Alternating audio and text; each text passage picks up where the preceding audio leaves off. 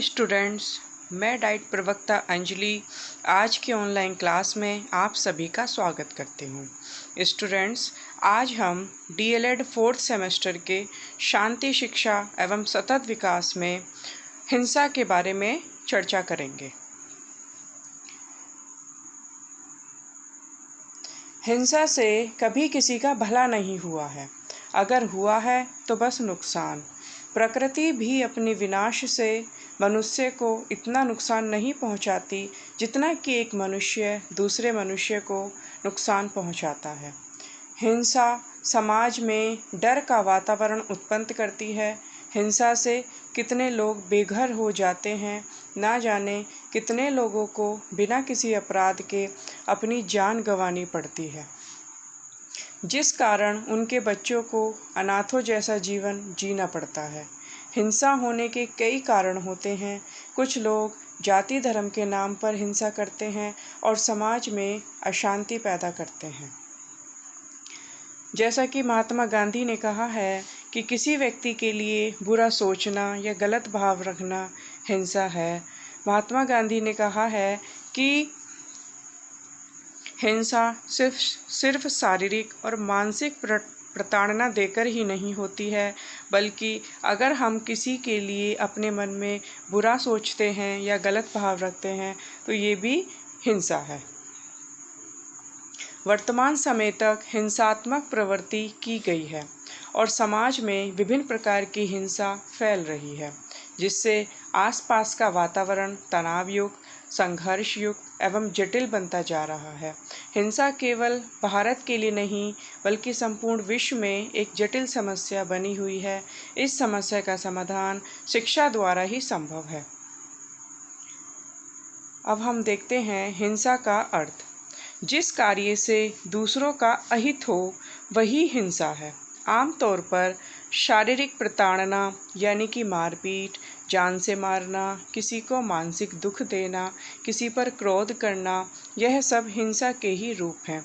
इसके अलावा झूठ बोलना, किसी को धोखा देना, किसी की चुगली करना, किसी का बुरा चाहना हिंसा के ही रूप हैं।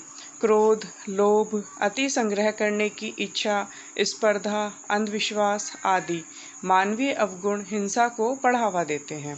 ऐसे अवगुणों से प्रेरित होकर मनुष्य संप्रदाय, स्वाभिमान में अधिकार प्राप्ति के नाम पर दंगे करते हैं और समाज में शांति की उपस्थिति में बाधा डालते हैं। अब हम देखेंगे हिंसा के कार्य। हिंसा क्या कार्य करती है? तो हिंसा मानसिक पीड़ा देने का कार्य करती है। नेक्स्ट, हिंसा अप्रत्यक्ष रूप से बेरोजगारी को बढ़ाने का कार्य करती है।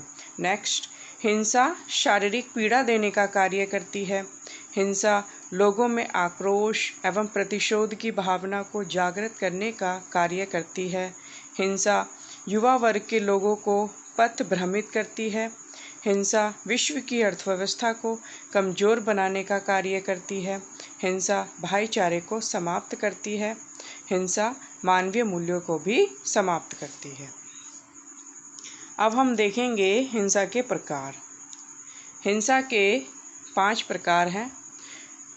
नंबर 1 मौखिक हिंसा, नंबर 2 मनोवैज्ञानिक हिंसा, नंबर 3 शारीरिक हिंसा, नंबर 4 ढांचागत हिंसा और नंबर 5 लोकप्रिय संस्कृति में अश्लीलता। सबसे पहले हम देखेंगे मौखिक हिंसा। तो जब कोई व्यक्ति मुख से बोलकर किसी अन्य व्यक्ति को पीड़ा पहुंचाता है तो इसे मौखिक हिंसा कहते हैं। इसके अंतर्गत गाली देना, जातिगत शब्दों का प्रयोग करना, धमकी देना और आज्ञा का पालन ना करना, ये सभी मौखिक हिंसा के अंतर्गत आते हैं। फिर आता है मनोवैज्ञानिक हिंसा। मनोवैज्ञानिक हिंसा के अंतर्गत व्यक्ति को मानसिक रूप से आघात पहुंचाया जाता है, जैसे किसी कर्मचारी से ज़्यादा घंटे कार्य करवाना, किसी व्यक्ति को नीचा दिखाना, सबके सामने डांटना आदि क्रियाएं व्यक्ति को मानसिक रूप से परेशान करती हैं, जिसके लिए व्यक्ति आत्महत्या करने के लिए प्रेरित होता है। फिर आता है शारीरिक हिंसा। किसी प्राणी को शारीरिक क्षति पहुंचाना, शारीरिक कष्ट देना शारीरिक हिंसा कहलाता है। इसके अंतर्गत व्यक्ति से अधिक काम लेना, शारीरिक चोट पहुंचाना, शारीरिक दंड देना आदि आते हैं। फिर आता है ढांचागत हिंसा। इसके अंतर्गत जब किसी सामाजिक ढांचे द्वारा किसी व्यक्ति समूह के हितों की क्षति होती है तो इसे ढांचागत हिंसा की श्रेणी में रखते हैं।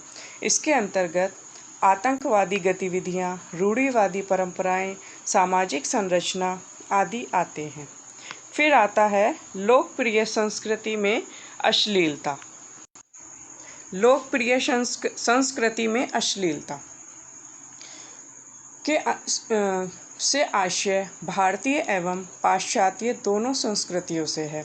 भारत में भारतीय संस्कृति के साथ साथ पाश्चात्य संस्कृति भी लोकप्रिय हो चुकी है।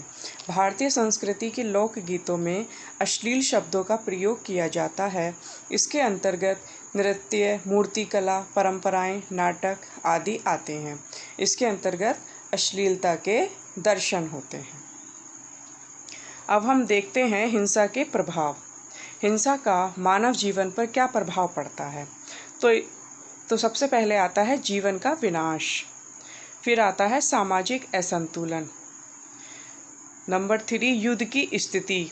नंबर 4 भेदभाव की स्थिति। नंबर 5 धन की हानि।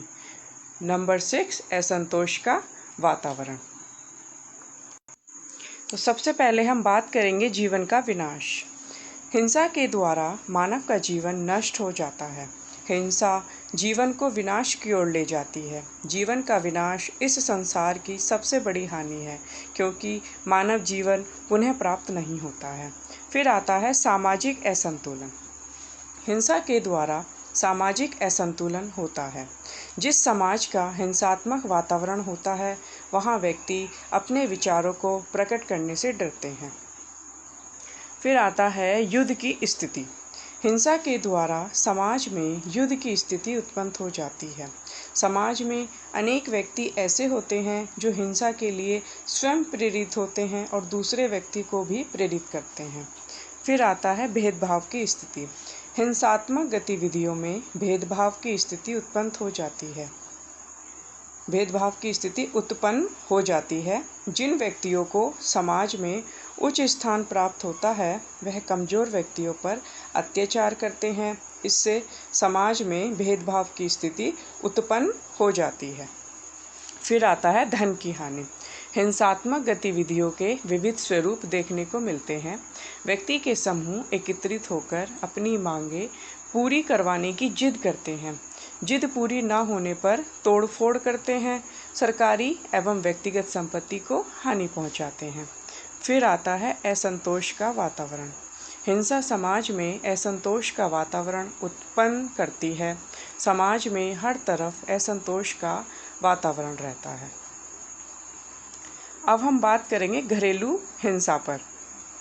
तो घरेलू हिंसा वह हिंसा घरेलू हिंसा कहलाती है जो परिवार के निकट संबंधियों के मध्य होती है, जैसे कि माता पिता के मध्य हिंसक घटनाएं, भाई बहनों के मध्य हिंसा, पति पत्नी के मध्य हिंसा आदि प्रकार की हिंसा देखने को मिलती है।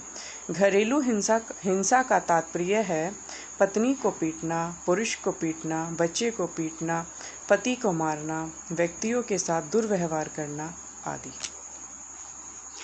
घरेलू हिंसा के निम्न प्रकार हैं, जिसमें सबसे पहले आता है यौन हिंसा, फिर आता है शारीरिक हिंसा, मनोवैज्ञानिक हिंसा, मादा भ्रूण हत्या और धोखाधड़ी। यौन हिंसा के अंतर्गत व्यक्ति की इच्छा के बिना यौन कार्य में सम्मिलित करना एवं शारीरिक बल का प्रयोग करके यौन संबंध स्थापित करना। फिर आता है धोखाधड़ी।